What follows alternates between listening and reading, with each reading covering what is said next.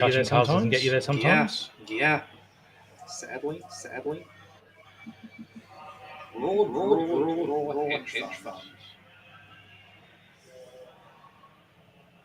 Not the turn you like seeing as the corp, No, probably necessary when you're in this much of an economic deficit and an ice glut. Yeah.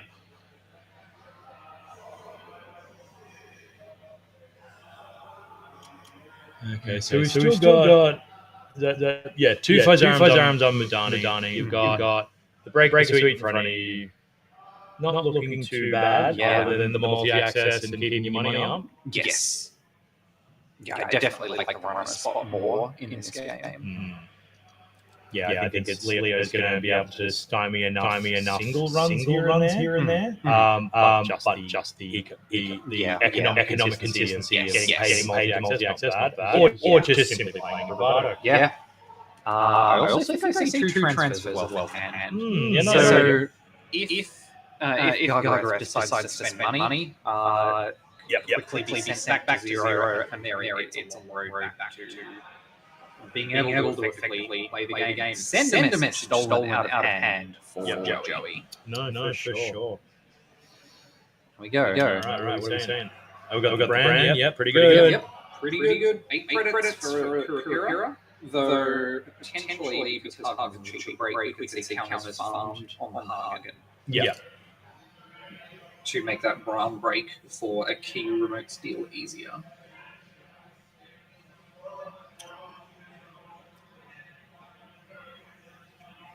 Alright, so looking the position of okay, so confirmation we were kicked off the Wi-Fi. We are back. We cannot be kept down. We are how do we want to catch up? For those of you who's just rejoining us again, we've got Zaya versus Elio. Zaya is doing a very unusual Madani, Devadatta, all kinds of funness, and through that and through Lilo has been set up already. And had two guys out. Everything was just sitting there on Madani waiting for just such a problem. Yeah. It's certainly a really threatening board state for the Corp to be able to deal with. Also, up 3 points to 0 with a send a message stolen. Correct. So, I mean, definitely the money has to be kept up, particularly for accesses on the remotes. Yep. Brand's still expensive, but will eventually, Kurakura counters will start to solve those problems. So it's going to be interesting to see if Gargareth can put the pressure back on before the multi-access on Central starts paying for itself. Absolutely.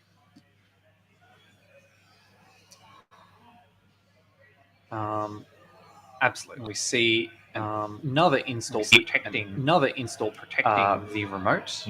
The remote. This could be another Bioroid to any remote run to head through that run. So expensive. So expensive. Accumulation coming down. Yep. Overinstalling Devadatta. That's fine. Was done. Using it anyway. All right. So we're running RD. Just for a single. Yep.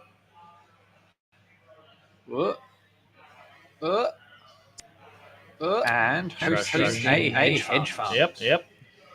Definitely pretty good if you're running the long-term tactical plan. Absolutely. We've seen the transfers not down yet. We know they're in hand. Yep.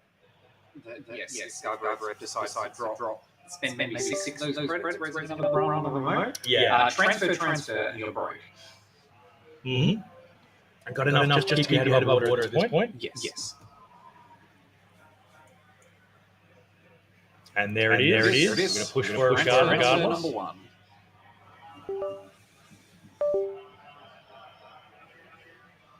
So I think that was automatically clearing the tag. Just then, unless we're paying for the Hagen. Oh no, we're doing changing money. Mm-hmm. Taking 6 from the Corp and getting an access that is going to be free access with the calculation. Probably getting 3 credits and then off the Zaya as well. Off-world office. Runner is on game point. Any agenda access at this point likely to win the game. But no, simply more expensive bioroids. Bioroids in LEO? What are the odds? A shock, I know. And clearing that tag. Yeah. We've got a petty cash. Now that one I know because that's one of tournament organizer Tom's alts. Ooh. Very nice. Simple, clear, extremely readable. Yeah, yeah. I wish more alts were like that. I wish more regular cards were like that too. I'm getting old, man. Trank Grid, paying it for itself. Yeah. Such a workhorse economic card. Definitely. In these purple decks.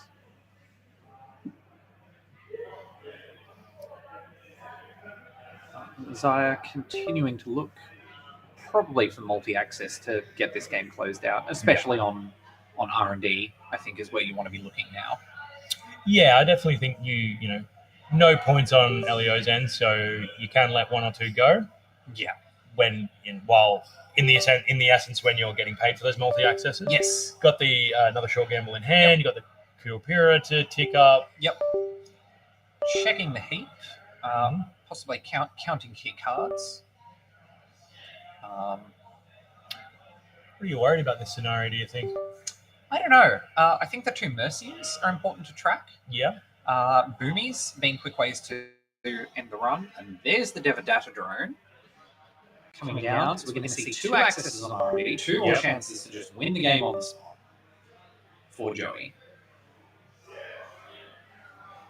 Yeah, pretty good matchup as it goes. It's getting trashed, and humanoid resources trashed. Ooh, that's the second one lost out of R&D. That opens R&D up again for another R&D run if we lost want. out of R&D. But we're not going to see it this turn. But we're not going to see it this turn. It's a seamless launch. Seamless launch. Staple.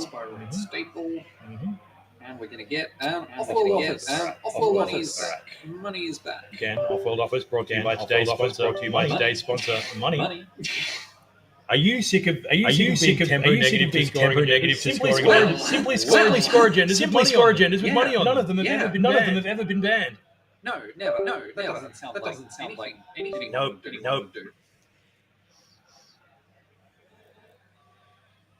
Okay, so that to your point before about Gargoyle's head heading above water, definitely gives you more of a buffer to weather the odd transfer. Yes, absolutely.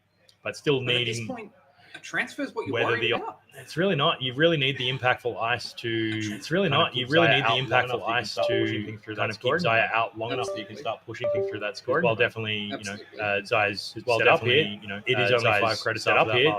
It is only 5 credits after that fast access. Yeah, you're not going to be able to do that every turn. Breaking Brain is a sometimes food. That sounds about right to me. But for the time being, accesses on R&D are cheap. 2 credits. And then even without a Devadatta drone or something, you spend 2 credits. You get one back just for being The runner is just like, yeah, that's great. You can do what you're doing over there. I'm just going to keep checking here and find the agendas before you do. Yes. All right, so we've got 2 cards in the remote now. This is getting spicy. With an install advance. I'm curious how much influence we've seen. Whether... Oh, no. Mercia Res, so we know what the upgrade is. Again, saying this server is too expensive for you to get into this turn. And looking at that third piece of ice install being another Bran, you can't break 4 Brans in a turn. Can't be done. That's like 24 credits. Rono is very, very far from 24 credits. Like I said, been consistently keeping the money up. Hasn't been too bad. But yeah, definitely assuming this is an agenda in hand, being pushed through, gets you out of the R&D lock. Yeah. Not looking in a bad position if Gargoth can land this one. I'm not sure what else, what advanceable assets LEO would want to play or upgrades. The 2 Fizarums are still sitting there chilling. Yes. For just such an eventuality, but only, you can only do one. I don't do anything against Bran. No, fair point. At the end of the day, you're just wanting the money now.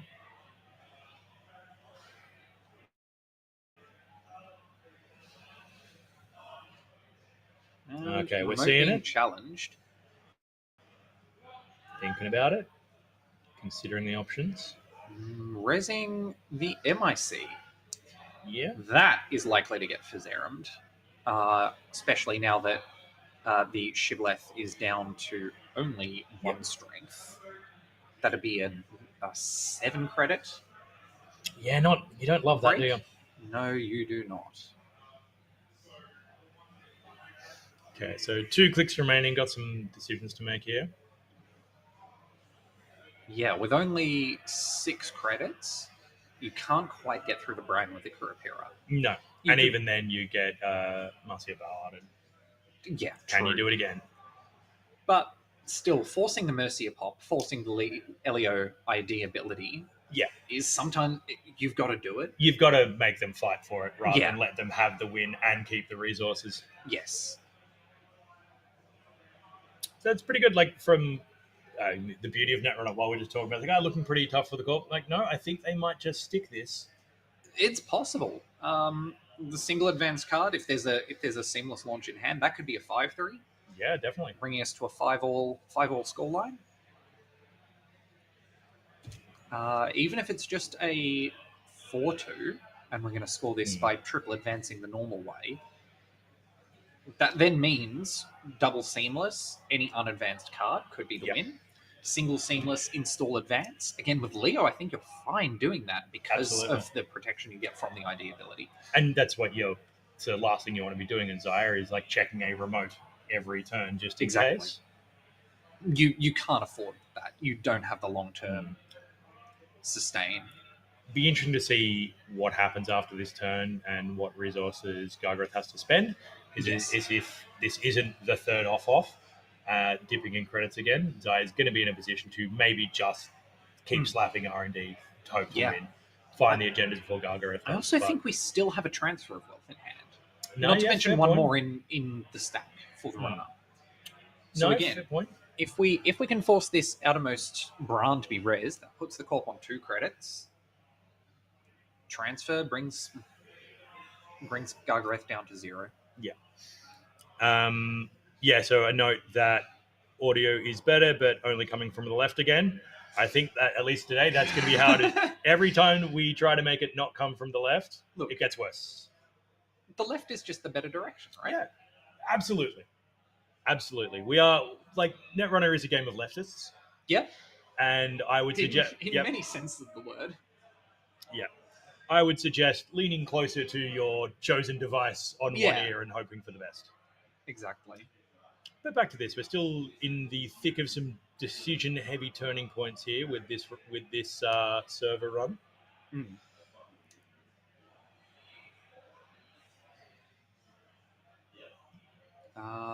Yeah.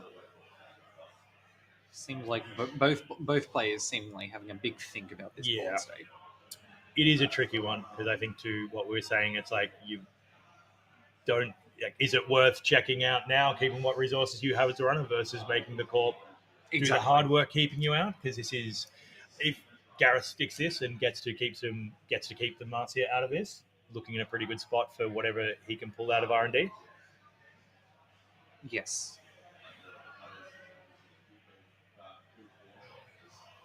Okay, so what are we doing here? Have you played much Azure against Leo? I have not. Honestly, Leo was like I think as we were talking about, the archetypal one of just like the card that I had not read from just my eyes flying wide at all the other identities and went, hang on, that's pretty good. Yeah.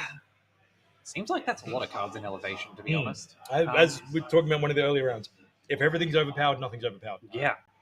I've only played a little bit of Leo, and I think the way I was approaching the idea is kind of wrong. I was thinking of, cramming all the Bioroids into the deck because the deck cares about Bioroids. But when you're trashing them to get the effect... Well, for me, as someone who was playing Ag Infusion for an entire year, this was like, is this it? Is this my Ag Infusion methadone? It's like, I'm used to trashing things and, just getting by for it. But turns out when you have to pay credits for them and then trash them... disgusting. Yeah. And also, slightly worse that you don't get to fling runners into a Nazis. Yeah, and it doesn't have the terminology of being a tasteful boop. Yeah. What are you going to do, Leon? Okay, so Is there there's a lot of conversation going on now.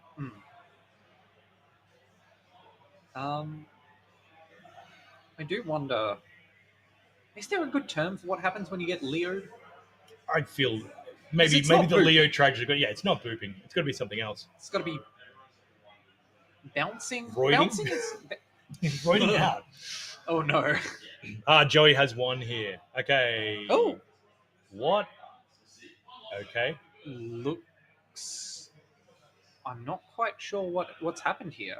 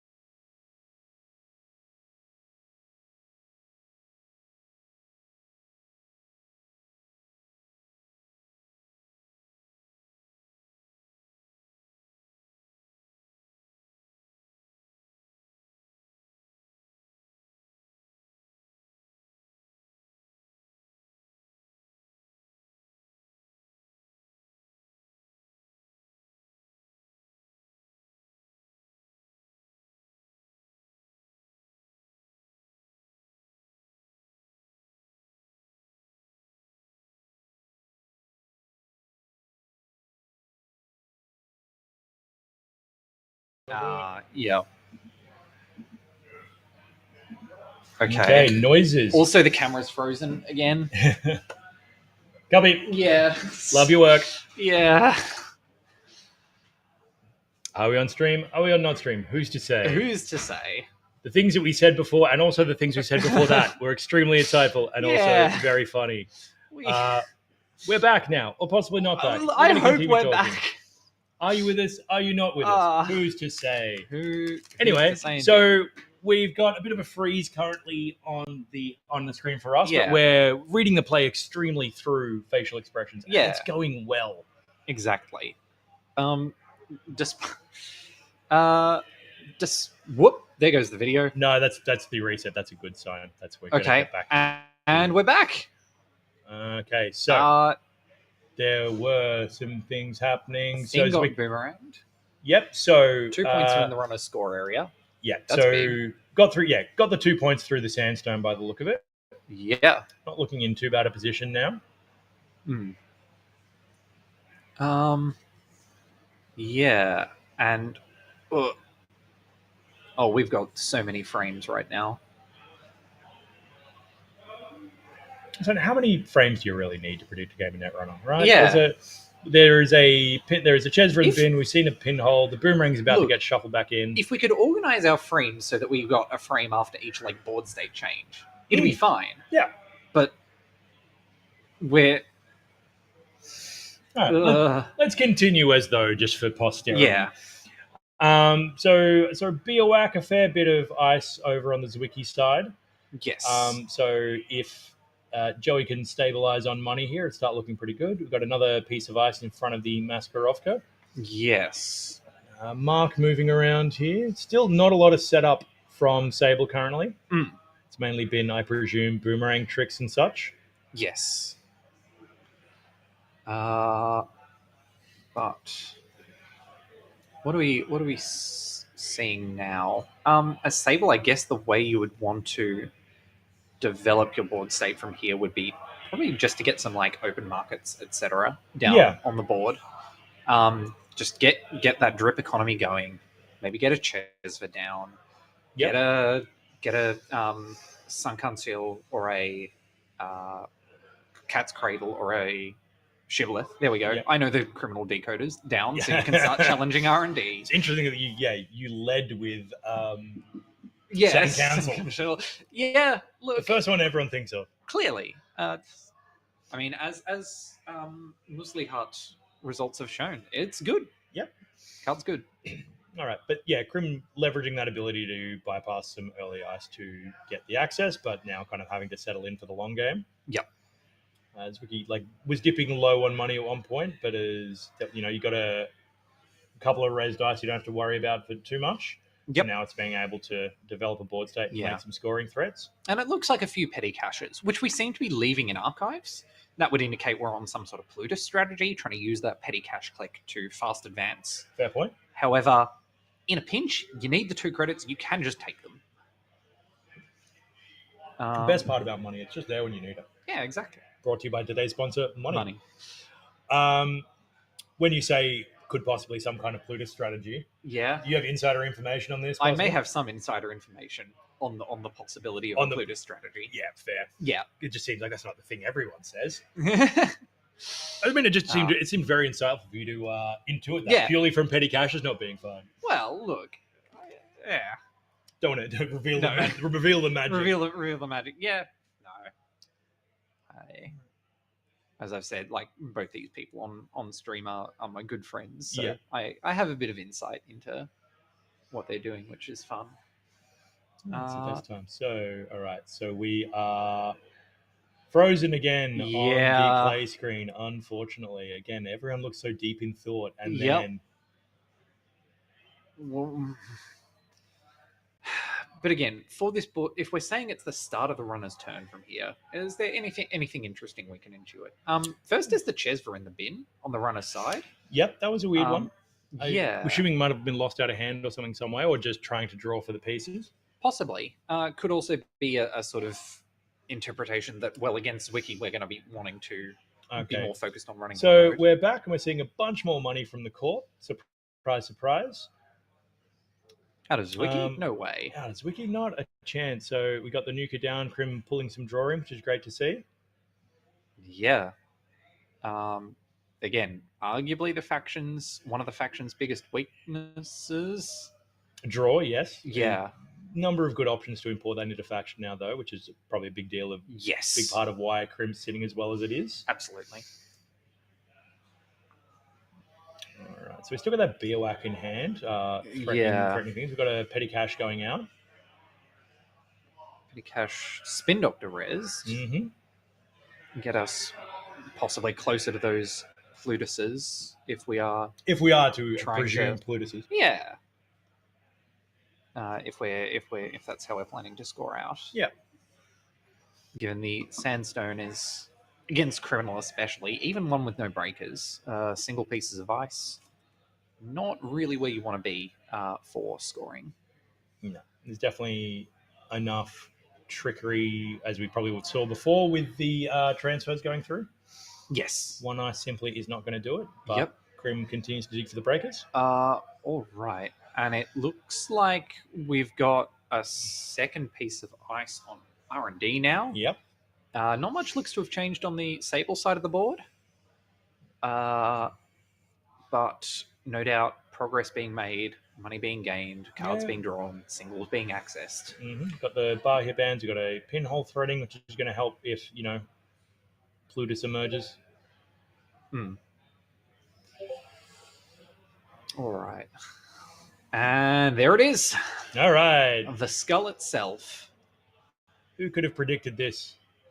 Certainly not me, that's for sure. Yep. I'm shocked.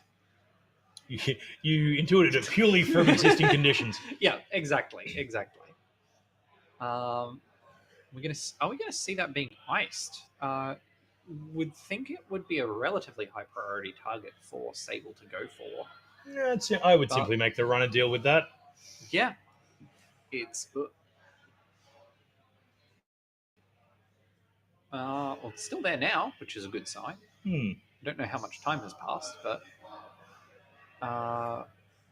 it's really interesting predicting Netrunner when you've got these gaps. It's like, plotting things that are both a wave and a particle. It's like, we know the board state at a given point. Where will it be when we look again? Yeah. How many clicks have passed since two board states? Yeah. But the Plutus for the moment continues uncontested. Yes. Got some more money coming from the runner side. Crimson money. Yeah. Go together like cheese and Vegemite. Always the cheese and Vegemite. I can say that again. Yeah. I didn't say it the first time. This is the best part. We get to reuse all of our jokes. But yeah, Zwicky looking pretty good here with... so we've got bar here bands. Yeah. Going, okay, so that deal's going to run it very nicely. Exactly. I would have to assume... Draw. Drawing and placing credits? We've got the draw. I know we're going for the install. Ooh. I mean, that gets us... Yeah, that tells you cannot score out behind this Sandstone. You will need a second piece of ice. Or no, we're just challenging the We're just going to go for it. We moneyed up and then spend the money.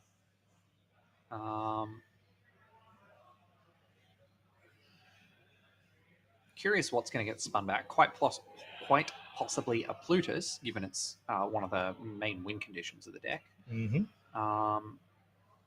Not sure what else. Glimpse of a measured response in hand. Ooh, Wayland playing measured response. No. But that is that's a future problem for the runner to deal with here. Yeah, always is. All right. All right, Zwicky playing those petty caches out of the bin. Reluctantly using petty caches purely for their printed effects. Yeah. Only as as Corpside Strike Fund, which as we know is like not a good card at all. We've got a Descent getting played out here. Yeah. Shuffling back. What's it going to be? Slash and burn on a Basalt Spire. Yeah. Makes sense. Slash and burn, especially with the Spin Doctor challenge, you're wanting to wait until your last 2 points to be using that, and Basalt Spire, really hard to score when you've got one piece of ice that doesn't even stop the runner. Yeah.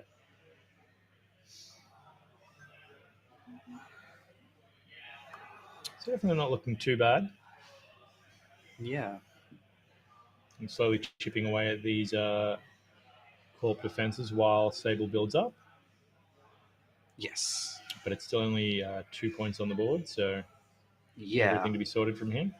But Central's pretty safe. And if you can keep Central safe against Sable, that can potentially turn off a lot of the econ in that deck. Relying on run events, relying on cards like Carpe Diem to get clickless money.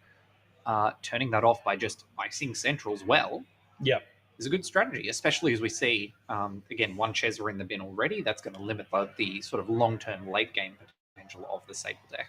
Mm-hmm.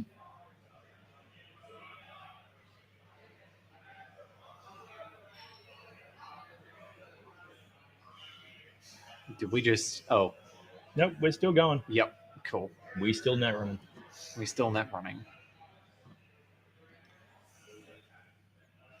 And so many cards and decisions for Fenris to be making here. Mm-hmm. Sometimes I find it hard to know what to do in Netrunner when the corp isn't doing anything. Like, I don't have a goal. You're not setting me challenges. I need my challenges to know how to play the game. You're not showing me a plan to disrupt. Yeah. Especially in decks that are more reliant on being proactive, like the Sable deck is. When the corp is just being responsible, icing Centrals, and just not doing anything. Yeah. Okay, nano management. Here we go. Ooh. Simply score the agenda from hand. Exactly. Score the... I have to assume that is the 3-2 off the books we saw in hand earlier. Yeah. We'll see in a moment. Spin reset. All right, we're away. That's an above the law. That is an above the law. That's better than an off the books. Indeed. Looks like was that a stone chip chart room got shot with the above the law? Absolutely. So sort of tipping the hand a bit on the measured response plan. But I mean, it's a Wayland deck. It's going to be on 3 measured response. I mean, either that or Mamie, I guess. Well, I suppose a class axe. Yeah. Maybe would have been an interesting choice as well, just turning off that drip economy. But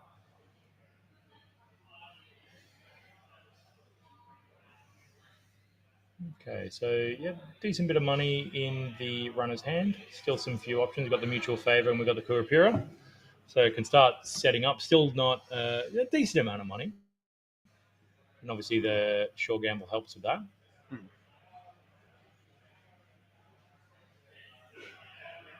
Okay. So, all right. So, there goes the Sure Gamble. Also got a Chezza in hand, which is going to be helpful in the long run. Yeah, recovering at least some of that late game that I've been talking about. Again, 2 credits a turn is so many. It's absolutely preponderous. Yeah. Preposterous? Preposterous is the word I wanted. It's both preposterous and ponderous. It's been a long day, gang. It's been a long day at 3 FPS. Look, but again, I could tell it looks great on the actual stream. It's just us. Oh, really? We're playing this on hard mode because we are seasoned commentators. All right. So, hey, nano management. That's the off the books. Yep. And 4 points. That is the magic number for measured response. Absolutely.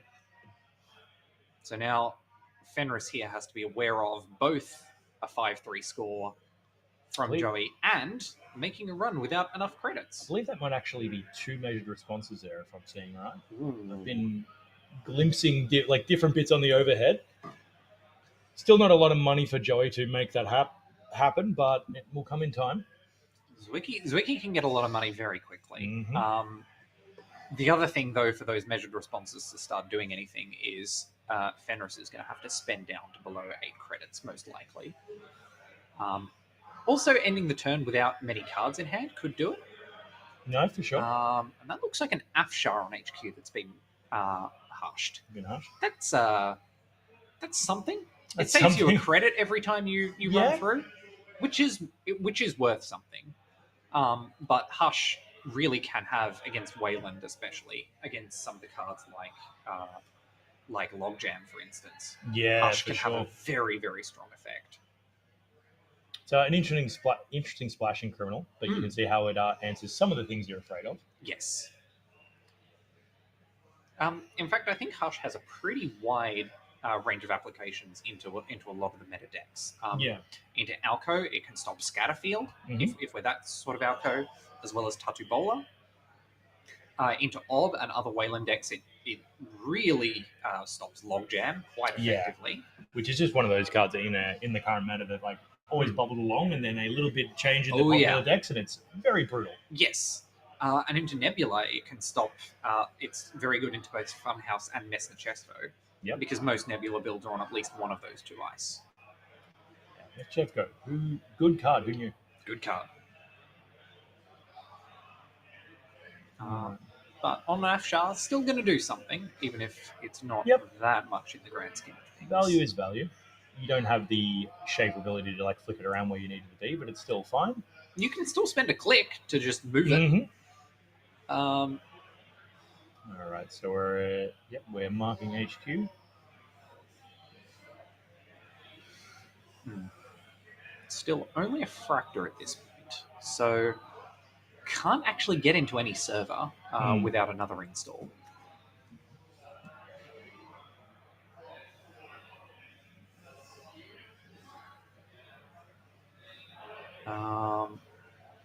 Right. Interesting to see as well. Now that Joey is on 4 points, all three petty caches have left the bin, and this seems to be because Plutus is a lot less valuable once you're relying on trying to score 3 points for the win. Yes, you're not going to be able to fast advance that without something like a big deal when you've already gotten there the hard way. Exactly.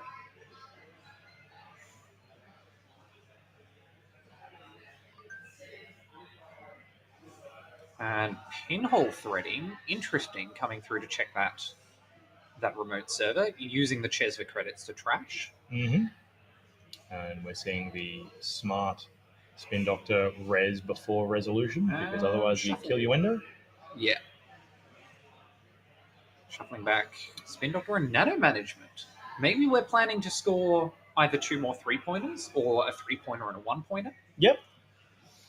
I mean, it gives you the option at the end of the day. Like maybe I don't necessarily think Joey as Fenris and Sable get rapidly set up that you're going to be able to stick the Fenris in quite the same, stick the Plutus as you might have hoped to. So maybe it is just a case of playing around your 3-2s. True.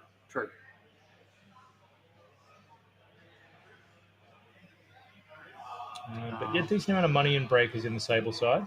Yes. I don't think too worried about sustainability at this point. No, but we have dropped below 8 credits.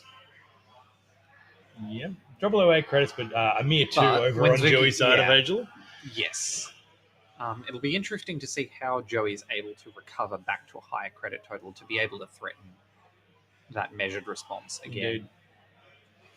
And it looks like just installing, taking credits, getting back up to 10 the slow way. Yeah.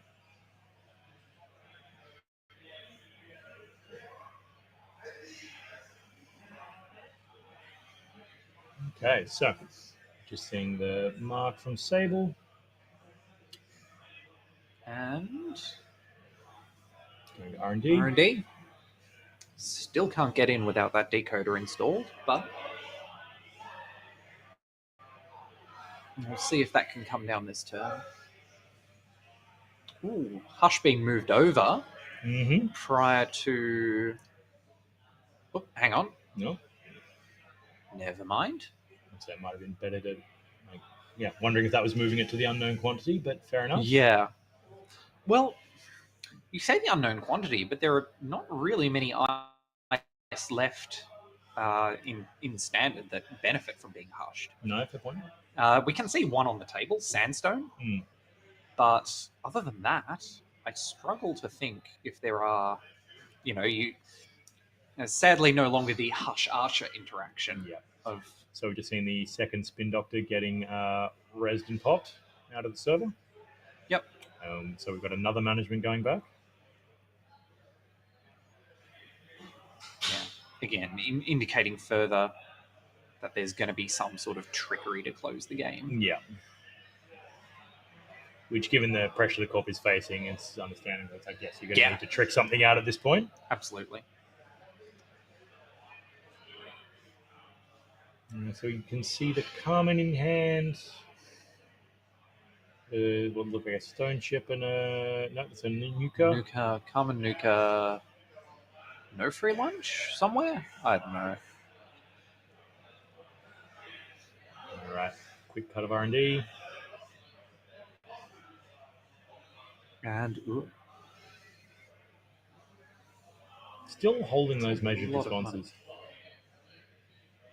And which perfectly makes sense, but it's just waiting for that moment. Yeah. Trying to get that money up. Again, on threat 4, any successful run is enough.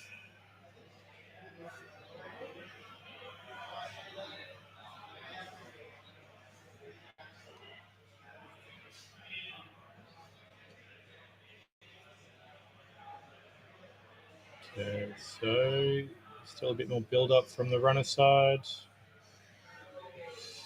Yeah. Joey is starting to run out of resources and options here. It's all 3 petty caches, both Spin Doctors, still in 4 points and measured being the response if Fenris does start to pull away. Yeah. But then again, Fenris doesn't know that Joey doesn't have a hedge fund in hand. And with a hedge fund in hand from 6 credits, a double measured could be played. Straight out of the gate. That's the point. All right, so we're just under 10 minutes left in the round. Yes. Again, looking good for Joey already. Doesn't take much to turn it around at this point of the game.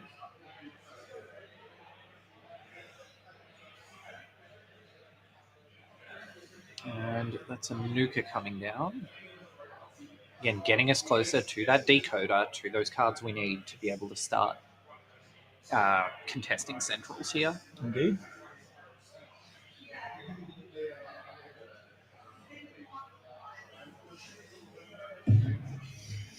Okay, so card going down in the server behind the sandstone, and that is Green Mail. Green Mail. All right. Score that for free and take a card. Thank you very much. And we've still got the BOI in hand, unless it's in front of R&D. Yeah. That's But even the agenda point could be enough. We know there's 2 managements in R&D. Fair point. With enough money, another 3-2 can get there. Yes. So Joey presenting, many threats to the runner at the same time with this Green Mail score. Indeed. All right, so what else we got going on? So runner still pulling through a bunch of cards. So we've got a transfer of wealth in hand, but HQ's tricky but not impossible. Just checking archives to keep Joey honest. Yep. Makes sense. When you've got the mark anyway. Yeah, absolutely. All right, so we've got a mutual favour. So again, benefiting off that successful run on archives. Yeah, and this is going to find the Sunken Jewel. Yep. And that is going to let us into HQ. Might let us into the remote, unclear. But this transfer of wealth in hand could land now, and that setting the Corp back to 1 credit, that much further away from the nano management score out, is a serious worry. Yep. That's been ticking along for a while between the hush and everything else going on, even that single credit value. Yeah. Yeah, a credit is a credit. Just enough to pin the Corp down. Yep, getting those Kurapira counters in case something like a logjam comes down. One never knows. All right, so we're just seeing a HQ access here. Is that the card? Oh, Measured response. And it's no trash. hesitation, straight No into the hesitation. bin. Perfectly fair in the circumstances. Save you having to deal with that problem later. Absolutely.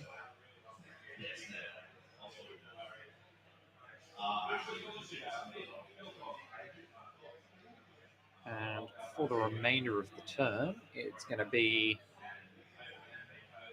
considering playing a stone chip, just getting that on the board to prevent any further measures from doing their thing. Just that little bit of... Yeah, it is going to be the stone chip. Yeah, that makes sense. And we're going to see...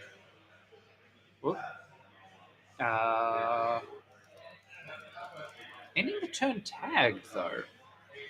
So that stone chip... That stone chip could immediately go. That said... Corp's not looking at a ton of money to be able to do that. Yeah. I guess might be the theory. It's worked out. Joey has just taken 3 credits.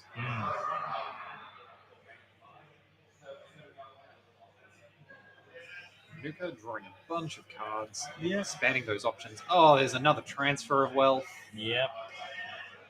Yeah. It seems like a bit of a lock is starting to be established. Yep. Here. Just click for the credits, lose the credits. Yep. It's a tough position when you're at 5 points. You know the management is in hand or coming. You've just got to stick enough money to land it at the right time, and the run is just not giving you that time. No. Hopefully, Zwicky Group could be able to get out of this situation by drawing into a card like a key performance indicators. Yeah, right. Would sort of accelerate that recovery out of 0. Armed asset protection, another card I believe in the deck. And there goes the other measure, which was takes a lot of the runner's money out, but that was one of Joey's outs. Well, and seeing the second measured response especially come out of the deck, out of play, you can afford to be a lot more liberal with runs now, since you need only 8 credits or 4 cards rather than ideally wanting both to be safe. Yep. So, question from the chat. This is round 7 of 8. Let us know what time it is for you, because we're punching through. Yeah. We're on the other side of the world to many people. Yeah. All right, so we've got the Carmen out, so we have the suite. It's just keeping up enough money to sustain it. Yes. But keeping the corp on not enough money to raise ice also kind of achieves the same thing. Yeah. So denial all the time.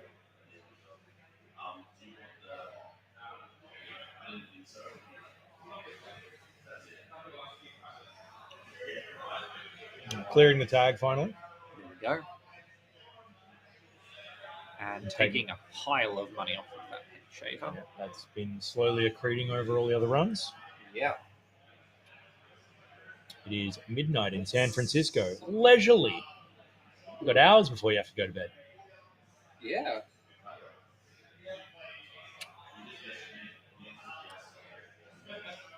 Once again, 8 a.m. for Fix B. They're going to be up. They're going to be up all night. Well, all of our night. It's the beauty of time differences. One time I flew to San Francisco and I got there an hour before I left. Wild. Yeah, or around the same time. I was like, that did a number in my brain. Oh, yeah. All right. Ooh. Is that 5 minutes left? 5 minutes left in the round. So this is a tricky one because Fenris really has to start putting the pressure up here. Yeah.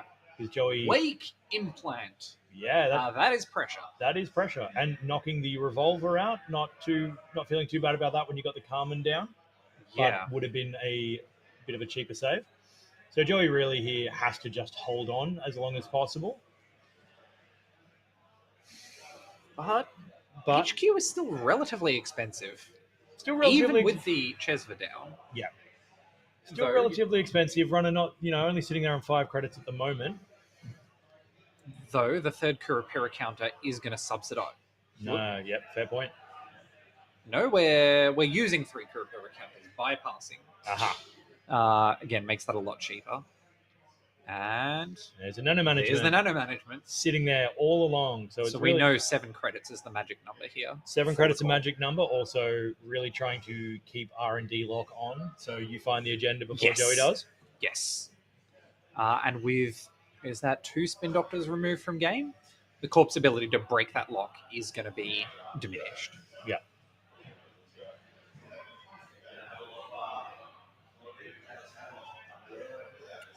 I'm guessing that's overclock. I think that's a bravado. Bravado. Otherwise, makes way more sense. Oh, yeah. This is one of the. Yes. Again, I need to refer to the wall of alt art cards in my head. All right, so we've got the HQ access. Yeah, spending a bunch of money, but getting a bunch of money back. Well, yeah. Getting a weight counter. Been quite disciplined keeping Joey low enough on credits that it could just have been accreting there the whole time. Is that a win, Chester? Yep. Yep, that's a fun card to see.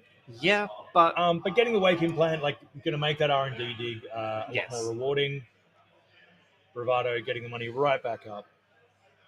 But at this stage, it still comes down to Joey still has a few draws on R&D to find that agenda, despite as well having to spend a whole turn at least gaining money. Indeed. Before being able to threaten that nano management score out. And I don't think we're seeing an agenda in HQ from glimpses there. Doesn't a lot look more like ice, which when you've only got 4 credits, not the best thing.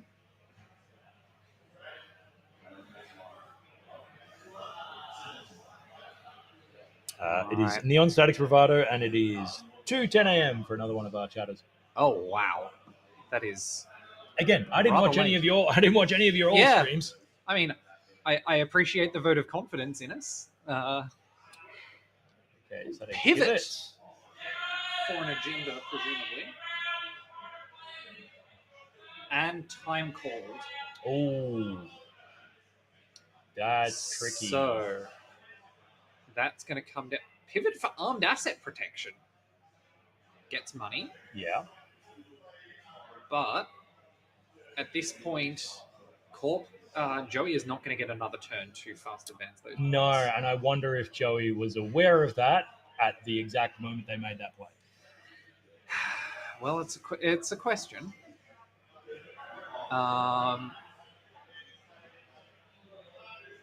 So is it worth making the key play and just being 3 seconds behind on the timer? Well, actually, we don't know when exactly time was called. No, fair point. Well, yeah, we're hearing it, and we might be slightly delayed here. Yeah. But it's all going ahead now. All it comes down to is with maybe a couple of HQ accesses and a 4 deep dig on R&D with Wake Implant, can Fenris find 3 points to tie, 4 points to win? Yeah.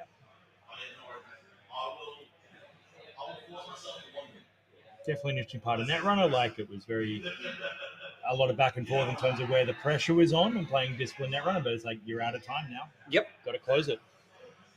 Which is tough because this game still could go anyway. Again, if Fenris isn't able to fully close out the game here. And the worst thing you want to be doing when you're that close to time is start making rush decisions when they are the most important. Absolutely. All right, so we've got a clean getaway going ahead. Yep. I'm not sure where that's going at this point, to be honest. I'd imagine HQ, given the HQ mark. Yep. But it could also be the remote server just to acquire some dollars. Yes. Would have had to been successful, though. Yep.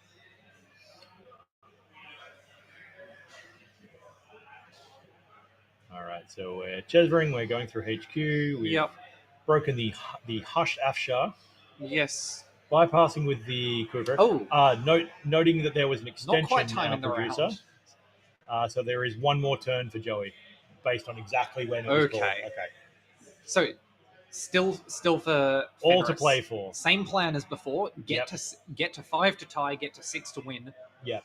Well, 6 to threaten to win. And notably here, if Fenris doesn't get the snatch this turn, Joey has an animagic in hand, is on the 7 credits.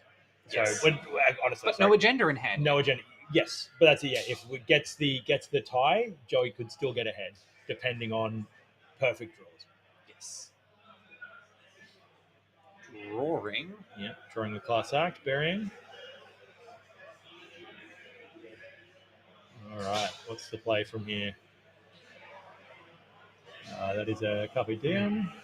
Yep, that'll get you money.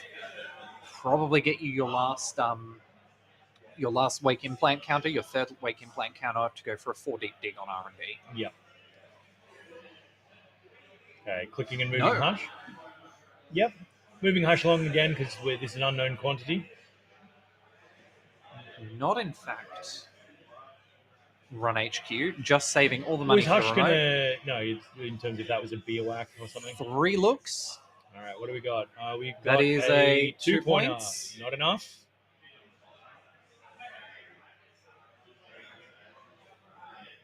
And we're trashing a measured response. Sure. Oh no, 4. Maybe we did make the HQ run. Okay, yeah. And conceding didn't find it. Joey wins on time. That was a very tight and interesting game. Still very, very close. Even without the timer there, that could have gone either way at the end there. Yeah. Green mail in hand from Joey as well, so could have gone to 6 if the tie was on. Yes. So that last turn being quite important. Yeah. And Joey showing like the 2 nano management he was holding the whole time, and just not the money or agendas to deal with it. The agenda would have done it. Yeah. No, really great game. Very tight towards the end there, coming down to a lot of decisions right on the wire, trying to get the last couple of accesses you can. Yeah. Alrighty. Absolutely. So we're going to go off mic for a quick and just check in on what our next game would be. But because that was a time extension, we'll be right back with round 8. 8? Final round of the day. Probably be a bit of delay while we go through the ID thresholds and find the game that we'll actually play. Yep. But we'll be back with you shortly. See you then.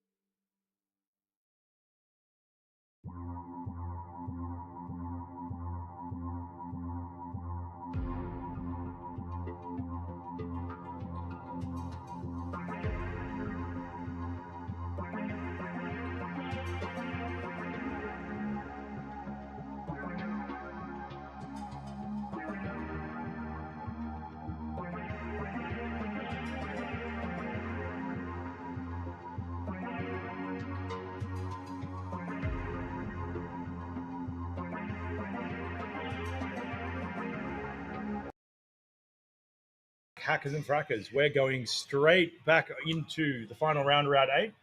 We've got, I believe you're across who we're actually seeing at the moment. We are seeing Fenris from the runner from last round. This time playing Corp, Ob Super Heavy Logistics, playing against Gloompunk, who'll be playing Sable. All right, so we haven't seen an op yet today. No, we haven't. So, I mean, assets of a different flavor. I think Sable's in an interesting position in that kind of matchup. Yeah. There are a lot of different op variants around. Similar to Orko, some are going fast, some are trying to kill you, some are trying to grind you out. The main difference being they can also do nonsense with Cyber Sand Harvester. Yeah. Access to any one-cost asset in your deck whenever you want it, in a way during the runner's turn, in a way that's really hard for them to interact with. Yep. Is so one of those great cards which has some text on it, but largely is just a self-trashable of a certain cost. Exactly. I don't know how many times I've seen anyone actually put credits on a Cyber Sand Harvester. I mean, yeah, the trick there is to let your opponent do that and then call and judge for them failing to maintain a correct board state. That's how you get there. True. Alrighty. There we have it.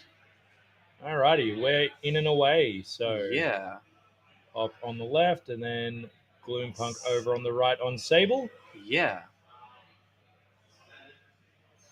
And players shuffling up, ready to go momentarily.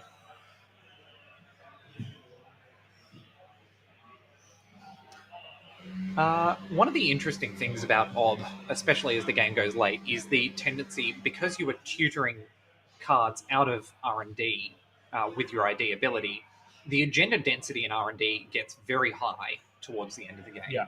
So runs on R&D that Sable can make, especially with cards like the Twinning to access multiple cards, can produce wild swings in agenda points. Yeah. So even if Ob gets off to a quick head start on the scoreboard, it's certainly not over for Gloompunk. Oh, definitely. All right. So Ob taking the Spin Doctor, getting more cards in hand. Yep. Playing out the options. And a couple down in the bin. Yeah. Right. Doesn't bode well, especially after a mulligan, which looked like took place there. Yeah, you definitely would like to be setting up a bit more, but you've got some interesting cards in hand. There's a Hollow Man. Is that a Tucana up the front? Yeah, that looks like a Tucana. Yep. Humanoid Resources, Hollow Man. Yeah. All good cards. All good cards if you had different things going on. Yep. So contesting the Spin Doctor, fair enough. Can't let Fenris get away with it. No. And I believe that was an Archives mark as well. Yeah. So getting to stop that Spin Doctor functionally for free. Yeah. Didn't even have to worry about it at that point. Yep. Oh, that's unfortunate. Quick love snatch to see there. it for Gloompunk. 2 points off of an Arzef protocol. Yeah.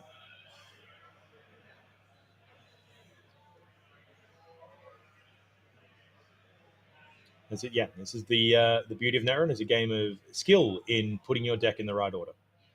And it's the Humanoid Resources. And Mutual Favor. Mutual Favor. What breaker do you get here first? Well, with having seen nothing else, I mean, what are you worried about the most? Like a Carmen, maybe just for the discount, if that's what you're playing? Yeah, that would make sense. Or a Unity? Unity. I don't know. I'm not playing. I would just presume that's the correct move. Makes sense to me. I mean, Yep. Afshar's a pretty mean card. Afshar is a mean card. I don't know. Ob is probably running Descent. Yep. Stavka just sitting there in HQ chilling out. Ooh, yeah. That is certainly a card to be concerned about. Mm-hmm. All right. So a bit of a rough first turn for Fenris here, but enough options here and enough ice to actually start building up if necessary. Yes. And now with, I believe, no agendas in hand, I mean, he can start focusing on getting the board state developed without worrying about losing 4 points on turn. Often the runner is very kind to do that for you, to just take them out of hand. Yeah. So you don't have to worry Simplify the board state. Yeah. All right. So we've got the asset protected by ice. Does Gloompunk test if Unity was the correct pick? Who's to say? Well, running HQ first again. Probably it is for free. And a Hollow Man. Ooh, can't get rid of that on 1 credit. Sadly, I'd love to see it go. Not too much of a developed board state where it's a mission critical trash, but you can afford to let it go. And then the bravado on the single piece of ice. Ooh. Let's go. Not even hanging on to the money to break a code gate with, or trash that humanoid. Yep. But bravado brings you to 7 credits, gives you a bit of a springboard to start your next turn from. And then the humanoid going off, going to give Op a nice big boost back in the game. Oh, that Mitra Aman? Yeah, humanoid and Mitra Aman for something like 5 credits. 5 credits, 6 credits. It's so much money. It's so much money. Yeah. This is the 8th and final round for those asking. We have 62 players here in non-sunny Sydney. Yep. Well, at least it's stopped raining. It has stopped raining. Something. Yeah. Has stopped randomly leaking through the roof. Yeah. Yeah, that's not been the most fun part of the day, but all right. So we've got some ice down, got a card joining Mitra Aman in the remote.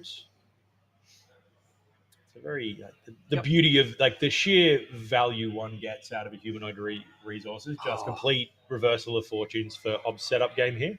Absolutely. And then the Mitra Aman able to turn that ice, protecting the remote server into whatever ice it needs to be to keep the runner out. Or, potentially with that Stavka, blow up some programs. But I believe the Stavka was just pitched. Doesn't matter. Mitra Aman can get ice out of archives. This is how it works. Yeah. I mean, ideally, that's where you want it. Yeah, it's a really mean card.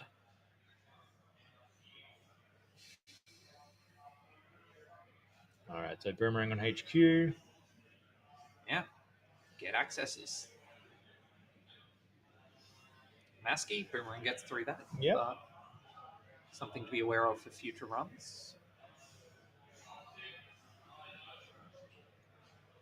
Okay, so just a single access. Yep. To Kana. Nice and cheap to get rid of. Yeah.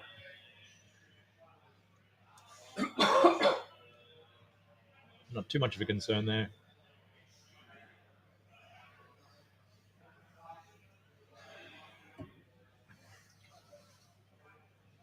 And neither player really pulling away here in terms of the setup. Still pretty low credit totals on both ends, so a bit of a classic slap fight. Yeah. But that Mitra Aman representing 3 more credits for Fenris is useful. That said, there's not that much ice installed or rezzed at the moment. Indeed. We've just got free runs on R&D. Yeah, still going to help, particularly when with Mark dropping where it will. Yeah. Nuka will get that setup accelerated even further on the next turn. So it's Anthill in the server. Yeah, that is accelerant. Yeah, for sure. I think to what you were saying, just as we started, the ability of Op to just explode when the cards land right. Yeah, it's really very strong identity. Yeah, and we have ice on R&D and additional ice on HQ. Yeah, again, even if the remote's only a single piece of ice, the Mitra in the server disincentivizing the runner from running it. Indeed, doing a lot of work here.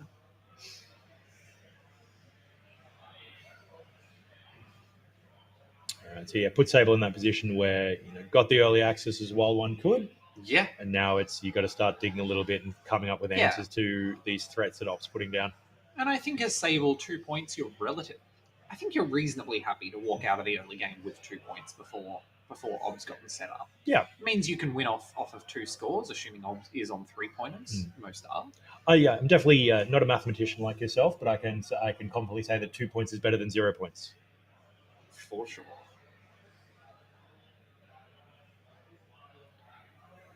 I think mulling over a bravado play by the look of it here. I mean, just looking at the 3 credits in hand, how much do you want to face check something? Yes, well, yeah, there's a boomerang in hand, but not enough money to play both it and the bravado. Yeah.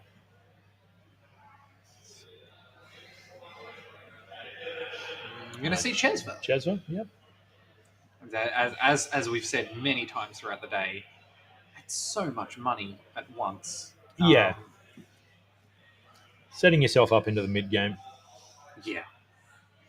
Especially when you can immediately leverage that money with the pinhole threading, like we've seen, to take out that anthill excavation contract, slow down Ob, stop them from fetching a 2 on top of all the other nonsense they're doing.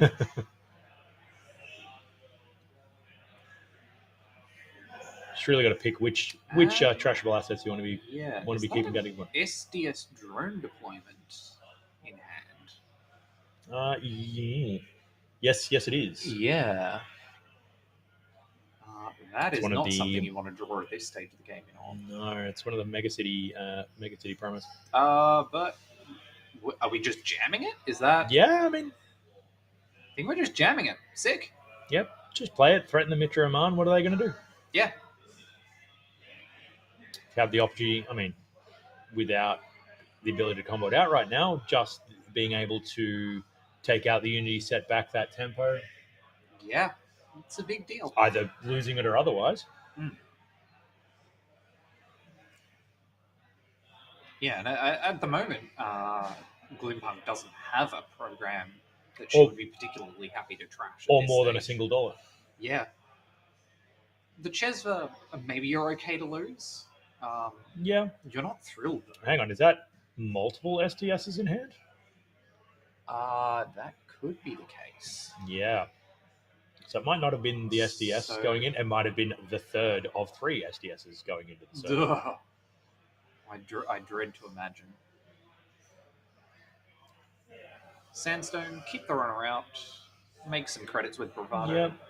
Not too upset about that. Still get your bravado money. Normal net runner transaction.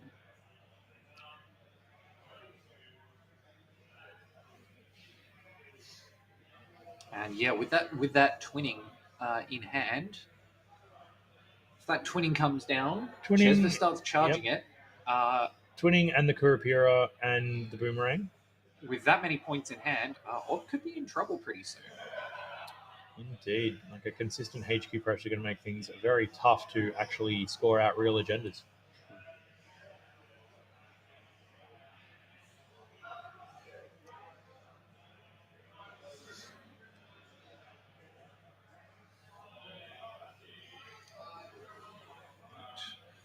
Drawing, finding that Nuka, helping you again get to the cards you need to do the things you need to do with the money you need to have. Mm-hmm. On the other side, Ob, after that great little setup few turns, is now just looking at a bunch of agendas and it's like, what am I supposed to do with these? Waiting for the Descent or the Spin Doctor or some answer to this. In the meantime, just having to put cards in the remote and go for it. Just hope you don't see a compilation. Just put the card in the remote. Don't even look at too hard. Don't even pretend it's there. Don't let him see you cry. It's fine. Yeah. Just believe with your heart that it is a Managarn Skunkworks. Yeah. It's not a bluff if you think it's an answer. You gotta convince yourself. Yeah. Is it a bluff if you bluff yourself as well as your opponent? Ooh. That's next level never. Your Dr. Nuka coming down. Mm-hmm. So we're very progressively getting set up here, not being able to get those easy central accesses that she'd really want. Break is expensive. Yep. We've played out, I think, all 3 bravados at this point, haven't we? So we've definitely brought the money in and set up. We've got a clean getaway though in hand, so the money can trickle along. Yeah. depending on if we could ever, touch a server. Well, I believe no archives has been iced. Never mind. No good clean. An additional Chesva, speaking of. Great. Nice consistent Again, money. Once we get a full rig down, this Sable is going to be a force to be reckoned with. Yeah. Okay, so another class act being thrown out.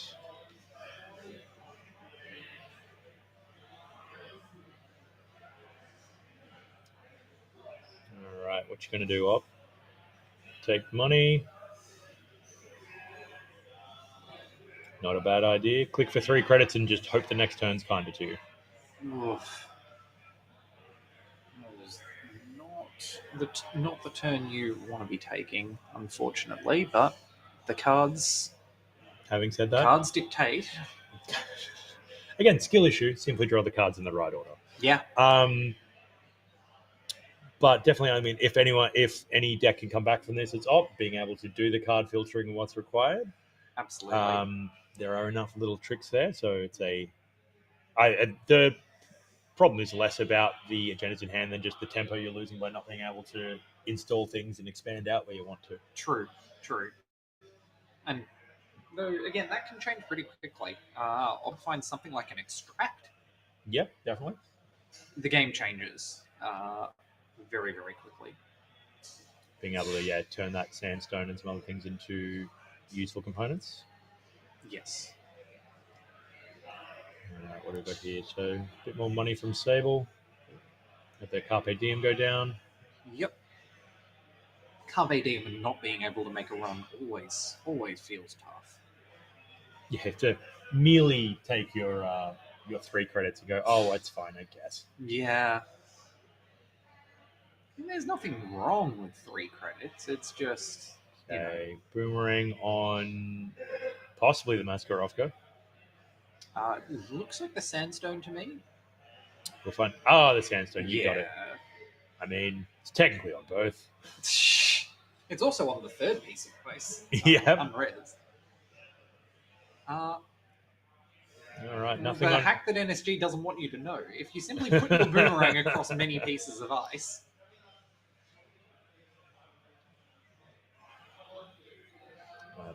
Didn't Don't do that. I don't want people to get judge called for failure to maintain game state. Didn't see anything on R&D, which is not hurt, etc. So we've got... That is... I'm quite confident that was an Azef and 3 SDSs. Ooh. It's not what you want to be seeing. Yeah. So that is... Yeah, so that is the agenda off the table. That is 4 agendas in hand. Ow. Minus whatever got pitched just then. Ugh. It is not a good draw. It's not ideal, but look, not in a bad position. Sable still pulling it together.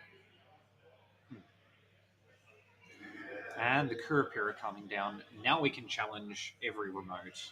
Yeah. And the stone ship just for safety. Here we go. Looking at... Don't even need to spend all the Chesvas to get past that sandstone. And getting those Kurapira counters. Cyber Sand Harvester. With 1 free Chesva credit to trash that. 4 is still so many. Yeah. Still a disgusting amount of money.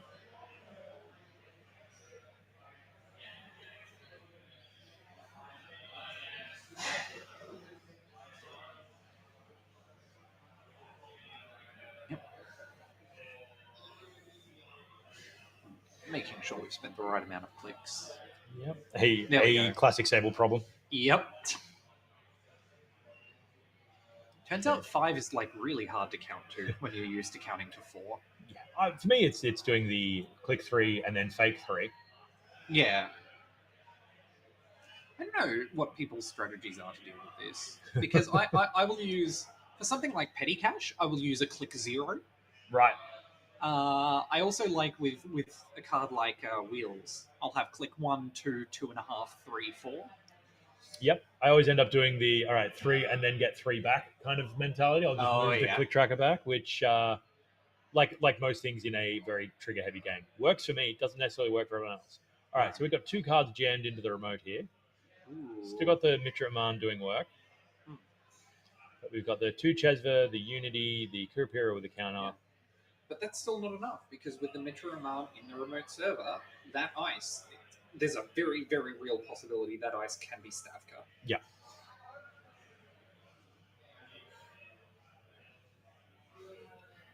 All right, twinning coming down. Here we go. Let's see. Oh, yeah, we'll see a Transfer transfer. of wealth.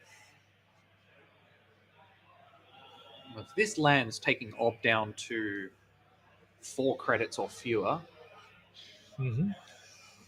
depending on the res, if possible, yeah. because that's do you want to duck into it and risk it hitting twice as hard? And again, okay, Stavka. That does stop the transfer of wealth. Yep.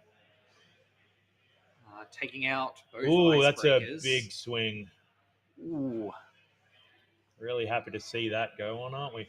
Yeah. Taking up both breakers, got the money back, got big setback for Sable there, unfortunately. And Ob keeps 3 credits, which, again, Ob can struggle to bounce back from 0 credits, but from 3, Extract gets you up to 9 in a single click. Yeah.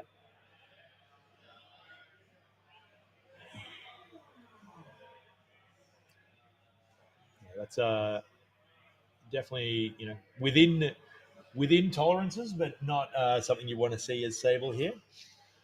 No. I believe most... I don't know about Gloompunk's Sable build, but I know a lot of Sable builds are running either second copies of Breakers or other recursions such as Scrounge or Single Chip. Yeah, I think definitely in this meta with Op and the amount of ice structure run, one has to have a plan for this kind of thing. Yes. Or for breaker redundancy one way or another.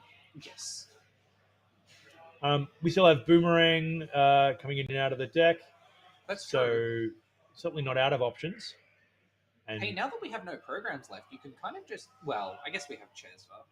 Chesva's not something you want to lose. Yeah.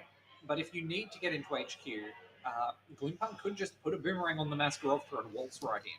Yeah. Well, that's the thing. Like, you're going to need the Chesvas to feed the twinning. It's and you're only 2 points either way. It's like... Probably. Is it a bit too early to start making those kind of desperate swings? Well, probably, but if... You know and I know, of course, that that's possibly the move given the agenda density at this point, but you don't know that. No, that's a very good point. Maybe that begins to be a consideration if, say, 2 points were to be stolen off of R&D. Yeah, enough to make, those kind of plays a conclusion. So remains to be seen what else in that, because not only have we lost one of each, we've also lost one of the mutual favors. Yes. If there be one or more. Yeah. So it would take a little bit of drawing to get back in play. Also, hasn't been in a position to really contest this Mitra Aman server. Yes. So Fenris can kind of just start jamming a bit more confidently now. Yes.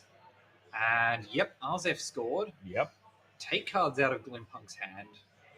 Get to 4 points, and now those SDSs that were such a liability earlier could be just what you need to win the game.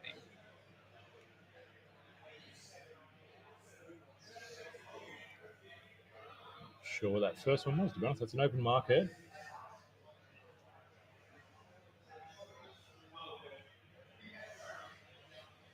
Yeah, that's real unfortunate, but got the tools here.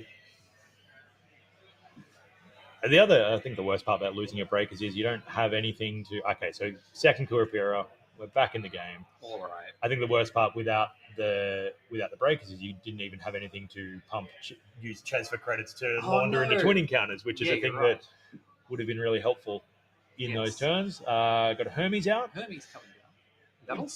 That'll slow the corp down. And if we're at the stage in the game where singles on R&D, maybe multiples on R&D with the twinning. Yep. Just seeing a Spin Doctor off R&D here. Trashed with Chesva credits. Yep. Seeing the second twinning, another Masquerovka.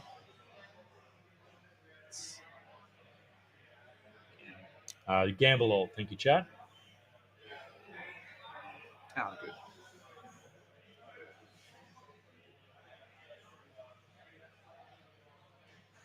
Yeah, definitely not what wanted to be losing at a hand in stable when Econ's as tight as it is. Yes. Okay, still looking at all them agendas. The SDS drone deployment able to be jammed here? Well, you don't feel bad about losing the Chesfa, but obviously, they're also like 2 credits. Oh, no, sorry, 6 credits, I believe. That's a slightly reddish one. So, depending what your ISF, I'll be probably feeling relatively confident about that. There's also a Hollow Man in that server, which you don't want to be doing. You don't want to be spending too much money to do it the hard way. Yes. But is that I can't tell. Is that 2 or 6 credits that Ob has 6. there? That's 6. Yeah. Okay. So Ob's not far away from, what is it? 8 credits required to never advance with a face down Hollow Man. Yeah. But still just playing slowly for a bit. Is that the SDS in the remote server? I didn't quite catch it. All right, yeah. So something went into the remote. Something server. In the remote, an additional ice and R&D, and a new remote. New remote, I think, is a Cyber Sand Harvester, which could turn into the money necessary to, not next turn, but maybe the turn after that, score out that SDS with the Hollow Man. Again, such a interesting game with like such big swings all of a sudden, like really tight, and then a couple of misfortunes one way or another, and someone else has the whip in. Yeah, absolutely. Just a few turns ago, the game looked totally different. Yep. Carpe Diem would be very happy to see, just to get the money up to the point you can start making plays. Absolutely.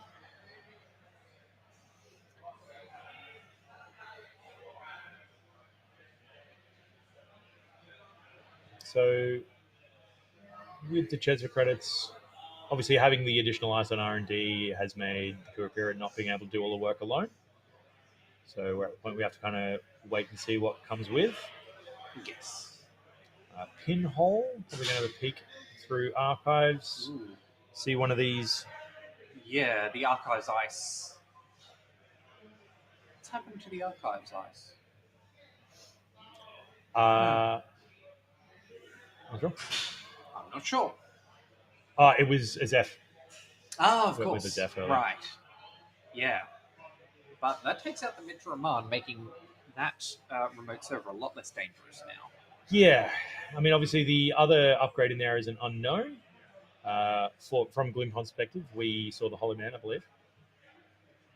Regolith. Regolith. Okay, that's definitely what the court wants to see here. To stabilize a bit. Yes, to stabilize, to consider using the Hollow Man on a later turn. Yeah.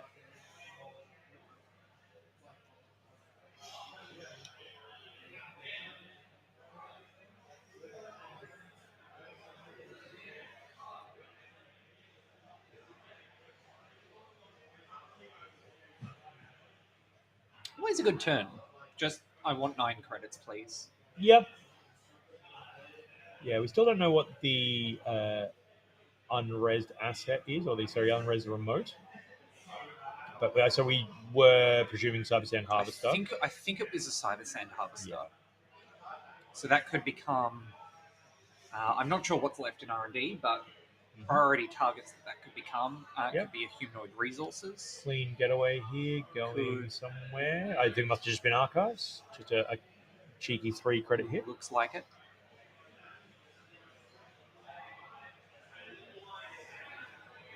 All right, and we got the Carmen. All right, we're getting back in the game here. Yes. No longer worried about Stavka. No longer worried about. Well, you're still worried about the 6 credits cost. Yeah, and the 3 credits you have, plus your Chesva counters. Yes, and it looks as well like Op could res a Stavka, sacrifice one of the 3 cost ice to get a Hafrun, and then your Carmen does nothing. Definitely the threat. But not that, just a Maskarov problem. Yeah. Just going to cost you money.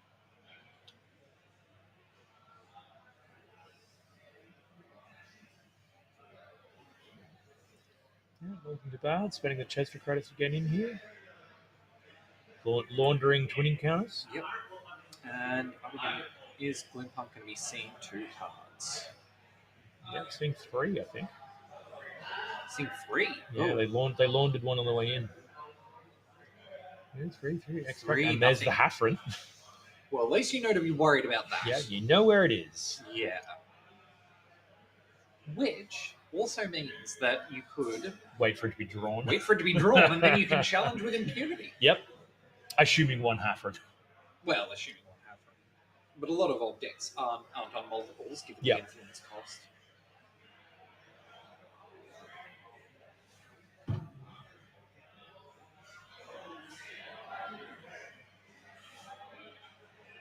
Okay. Again, more cards, more decisions. Yeah. I think it's an aspect of Netrunner tournaments that isn't talked about as much as it should be. That playing 8 games of Netrunner is a long time to be focused. Oh, yes. There was a Quinton Smith article many moons ago about going to UK Nationals back in the day, and one of my favourite sentences in it was, "Ruination is a hallmark of Netrunner tournaments." Oh, yeah. But it just goes to show that as much of a joke as more cards, more decisions is, there's an element of truth to it. Yeah. I mean, you're gonna play 4-ish. Who are we? 10 minutes in? 10 minutes left? Yeah. Okay. Yep. Miss Nuclear Pira. Yeah, we have actual breakers back on the table. It's all coming back. Yeah. So yeah, still shy of Dakota, which again could be. Don't know if there is the second one in the deck, given that was a Unity splash. I think a lot of decks are running something like 1 Unity, 1 Shibboleth. Yeah. Or 1 Unity, 1 Cat's Cradle. For exactly this scenario, right? Yeah. I don't know this specific list. Mm-hmm. But then the mutual favor was for the Unity as well, which implies, you want a mutual for the one you want. Yes. Unity generally being the better breaker in most situations. I didn't see, I'm not sure if there was an Airblade or something going back, but we pick up another Transfer of Wealth.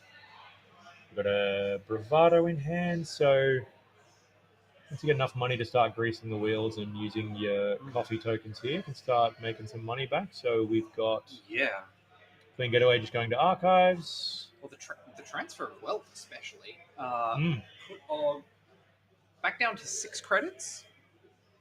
That's below the scoring with Hollow Man window where we've talked about. Yeah. And notably not laundering twin encounters on the way in, so probably expecting to make a Centrals run this turn. Yes. Or potentially that very same Transfer of Wealth. Yeah. Seems reasonable. And what could go wrong? Nothing. Transfer. There it Let's is. do it. Get in for what looks like 6 credits. Yes. 4 of which come off chest. Not too bad. And a twin encounter for the Troubles. And is this where we just snap 2 SDSs somehow? It could be. We know once again, Cyber Sand Harvest, not what you want to see. And that's not an SDS. Unlucky. Were the other 3 cards all agendas? Yep, there were definitely 2 of them were. It's unfortunate luck. Fenris once again holding a HQ denser than a cheese and Vegemite sandwich. We're going to keep hammering that line. It's a good line. It's a good line. When you find a good line, you should. It's a secret of comedy. When you find a good joke, just keep saying it repeatedly. Keep saying the same joke. It'll only get funnier. Yep.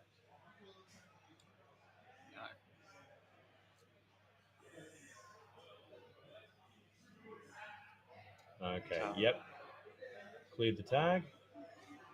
Makes sense. You cannot afford to lose your twinning at this stage in the game. No.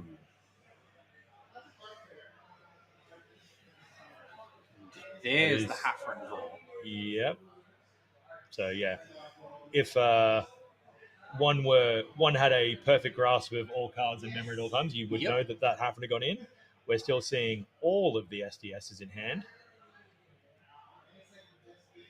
But how much is it to break boosted Stavka with Carmen? 6 credits? Making me do math. I think it's 6 credits. Sounds right. So even without the half ring, you're still pretty low on credits if you want to be running this remote server. Yeah, for sure. To deal with this Hollow Man. I guess Gloompunt does not know that this is Hollow Man. No, well, it knows it's an upgrade of some description because it's still the regolith. Yes. But yeah, possibly can't lock in on the hypothetical beads of sweat that Fenris is playing through extremely well. Yeah. Over-installing the regolith? Yeah, looks like this is the turn. Yeah. And just installing the Hafren. You can do it the boring way. Yeah. Simply res it for its printed effect. Yeah. Oh, would never. Oh, Zato Grid. Yes. All right. We're bringing it back. So. Again, one of those cards that I was like, that's busted. And then it turns out not as meta warping as one thought, but enough ice on there. Yeah. If Gloompunt can't find an Airblades, this is going to make this server incredibly difficult to get through. Mm-hmm. Still, 11 credits on the Corp side, just enough to make some things work. Yep. Second console, not going to be doing anything. Goes on the bottom.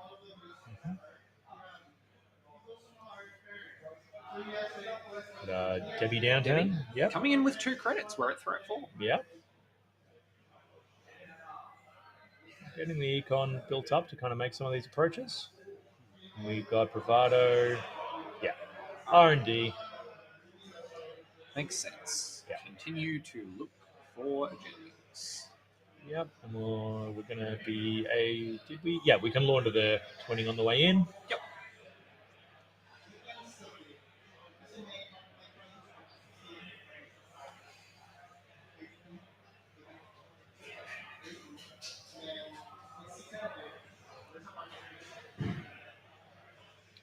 Okay, yeah. Getting those valuable Kurapira counters and a 20 counter while you're there. Kurapira getting close to a full bypass now. Could turn into something like an access on HQ. Yeah. So we're going to use a twinning here, or we're going to save it for HQ? No, I think, using it is perfectly reasonable. You're getting one a turn. Why not? Anyway. You've got to use it at some point. Yeah. Nope. And... Cards. No. Chooses to keep them at this time. Yeah. Got a decent amount of money. Fenris looking at a very, very comfortable remote if he wants to just start jamming from here. Yep. Money notwithstanding. Obviously, HQ pressure and R&D pressure remain. Yes. And Sable still short a breaker, but not too worried about that on the centrals. Yep. 2 clicks left. That is 3 minutes left in the round. Not many. Not many. It's definitely an interesting point of the game here because it could really go either way depending on where we are at time. Absolutely. So I think Fenris, knowing that his HQ is where it is, could try and jam it through or could just try and wait it out. We'll see. We're still not sure. Ooh, okay, yep. So we've got the Hermes bounce of the card. And we got the twinning access from this turn. No, we'd run again. No, but we're just running again normally. Yep. So we got the Zeph. And what else are we seeing? That's there the it is. SDS, yeah. Very well played on both sides. Yeah. But for the fact that Fenris is holding them as long as he did. Yeah. Then just 2 single rungs managed to get them. Yeah. Came very, very close. Yeah. Very fun game again, on both sides. Some slightly different accesses on those last runs, and the game's different. Yep.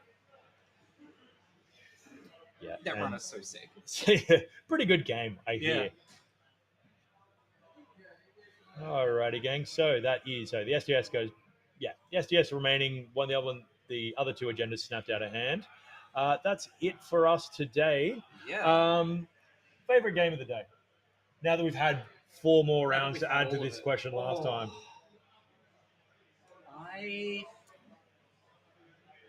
I think I'm going to go with the game we saw just one round earlier. Yeah. That was Fenris's. Zwicky. No, No, that was Joey's. Joey's Wiki. Yeah. Fenris's Sable. Sable, that was the one. There we go. I don't know why I can't remember the word Sable, given it's like the most common runner by a landslide. No, that was really cleanly played by both sides. Interesting result. Yeah. Unfortunate that it went to time and that we didn't have a decisive result, but no, often how it goes in. If it's 4 in 5. It's more like that's more collateral damage at that point. Yeah.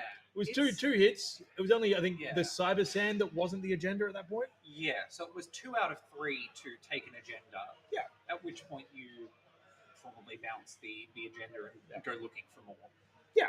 If you were a sniper at that point, it would not be called like, it wouldn't be like they would not make a movie about it. No. Alrighty. 10 meters. So we just hit time in the round by, you can probably hear it through my mic, through Tom doing his best, tournament organizer Tom doing his best Reese impression. Yeah. All right, on that note, we might leave the various international and local people to go to bed or wake up, as the case may be. Yeah. We're going to see you from, I believe it's 9 a.m. Australian time for round 2 of the cut. We'll do some announcements about it. Yes. You'll have to like where GST plus 10. You'll have to figure it out for yourselves, but we'll do some Discord announcement in terms of what that is. Yes. We can do a quick look while we're here. I don't know if that'll be about. If this is helpful to anyone, it'll be in about 15 hours. 15 hours. Maybe now, that math's we can easier. do a little bit on what the top cut might be if time in the round we can vamp for a little bit, see if some standings come in. So it doesn't quite look like standings for this round are in. No, that's fine, but it is what we can look at after 8 rounds. So Prof Wacko and Miles ID'd. Miles was running undefeated, so that's not surprising. Bemi was undefeated, but has lost to Joey. Yes. Chicken Slayer taking a win off Chicken Slayer moved to Brisbane years ago, but we're still calling him Sydney when he wins. So good job, Chris. Yes. Vale winning against Chaos Juggler. Yeah, so a couple of tight rounds towards the end of the game here. Yes. So what have we got? We've got an LVR, a couple in the middle still to come. I'm curious what impact that will have on standings. So it looks like 18 points might not be guaranteed in the cut. Surely not. 18 points. Oh, no. Again, so after 7. There's many people on 15 points here. No, fair. So Bemi is on 16 because she lost that last one. Yes. Job's still playing, so he was on 15. I think he was playing old mate Bing. We know Fenris unfortunately losing, staying on 15 points. Yeah. Chris taking a game off Jai, so we'll go to 18. This is an pretty interesting bubble here. Yeah. 15 and up. Love doing cut maths. But with only 4 tables left to report, we should have official standings coming in very, very soon. Yeah. So I think, to repeat my answer for people who weren't here earlier, I think I'm still on the Bads versus Thunderbolt being the most interesting game to watch. So sick. Although watching Zwicky, both of Joey's decks, very interesting. Very absolutely. It's always great to see someone who's refined their own decks and played with them themselves, and to take that deck and play with it yourself. Yeah. Shout out again to tournament organizer Tom's mum, who's asking you how the day went because you logged your phone into your laptop. The day's gone great, by the way. My mum would never ask me how my Netrunner tournament went, so different relationship. My mum does. Yeah, shout out to mums. Yeah. Unofficial sponsor of this stream.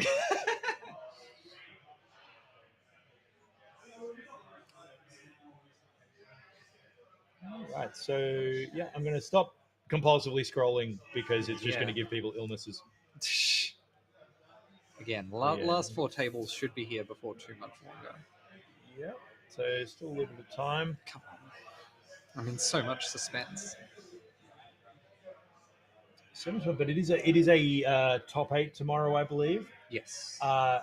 Interesting things to note about tomorrow's day 2. We're starting quite early at 9 a.m. Yes. Because we get kicked out at 5:30 for a dance class. So we gotta get in there. We gotta get that top cut done. Gotta hustle. Yeah. Or it's going to be a dance off for the final. Those are the risks. How amazing would that But be? yeah, lovely venue, but it was just like we're happy to. Like just the one thing, got to be out by 5:30 on Sunday. No, I mean it makes sense. Without community spaces like these, we'd really struggle to get such a big event going. It's so great in such this a nice space. No, absolutely, it's so great in this kind of latter day where everything's not like in the FFG era beholden to game store. It's like, oh, there's so many nice community spaces and Absolutely. not just sweaty nerd caves. No, for sure. Yeah, we've still got a couple of pairings to come before we get to the top cut. Yeah.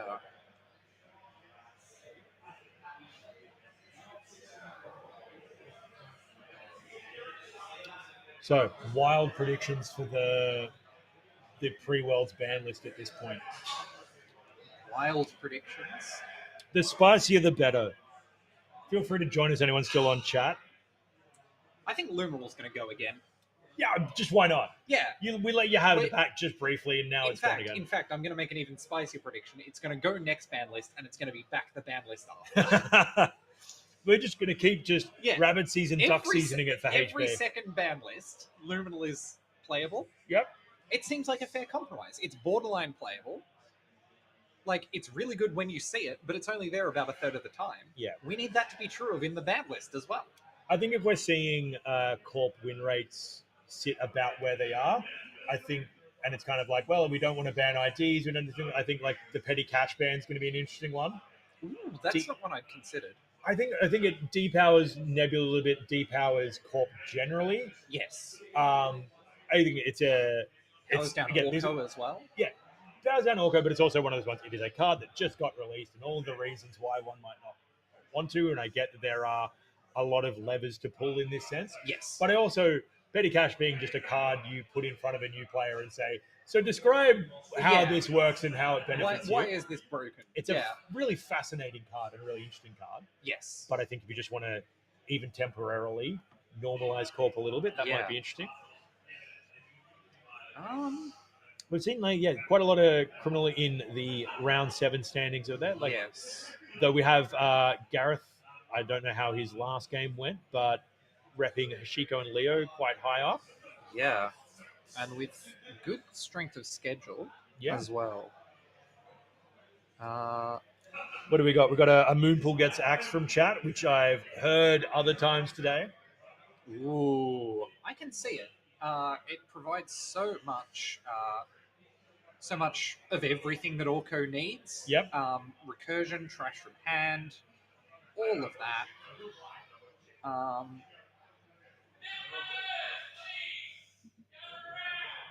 All right. See if we got standings. Yeah. Are they going to do the thing that I always do where I make it public? Oh dear. Okay. Well, unfortunately, we are beholden to the Cobra being made private while they do the announcement. So rather than sit here yammering on and keeping it, we will do the top 8. We'll post the top 8. Yes. And we'll sort the times for tomorrow. Yeah. Again, we'll go back to letting you sleep, enjoy your day as the case may be, and we'll catch you tomorrow.